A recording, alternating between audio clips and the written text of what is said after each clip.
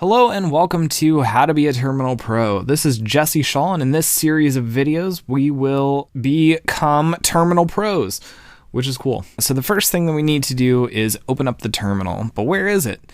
Well, it's hiding in here. If you go into the Finder and then our Applications folder, and then you need to scroll all the way down, and then it's buried again in Utilities. And then all the way at the bottom here, we have the terminal. So this is a command line interface to the operating system, and it's super powerful, way more powerful than most of the user interface applications that you can install on a Mac. So the first thing that I'd like to do is just give you an introduction to what we're looking at here. So this is called a shell, this general window here. And this bit right here is referred to as the prompt. So it's giving me some information about who my Mac is and where I am and which user it is, but we'll be talking about that in a future video. It's just important to know that this is where you execute commands. Also, we don't need the mouse, so we'll get rid of that. And you just type in commands and press enter. Okay, so let's do just that. The first one that I like to do is a standard echo hello world. Pretty much your basic hello world here. Whenever you type that in, you just need to hit enter. And of course, it'll echo hello world.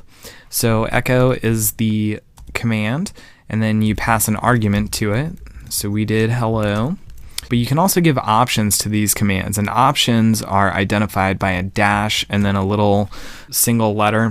For this one, we'll do -n, which will suppress the new line option. So it'll just print out hello world, and then we'll have the prompt right there again.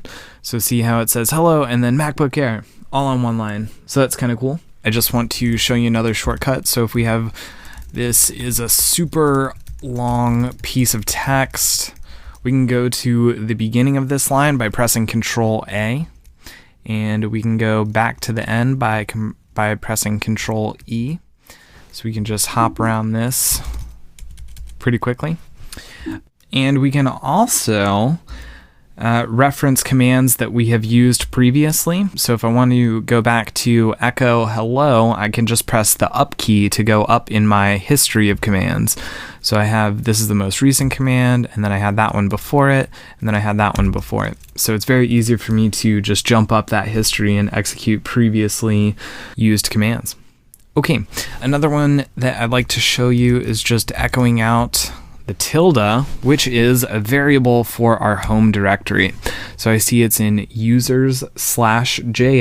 So whenever you see that tilde, just know that that's referring to users/js. There's just one more thing that I'd like to show you, and that's tab completion. So whenever we start typing out the paths to certain files, sometimes they get very long. I can type in users/j and then just hit tab, and then it'll complete it for me. But if I hadn't typed in the j, I can hit tab twice and it'll show me all of the options. So within the users folder, I see shared, I see JS, I see JS2. So that's just something useful to know.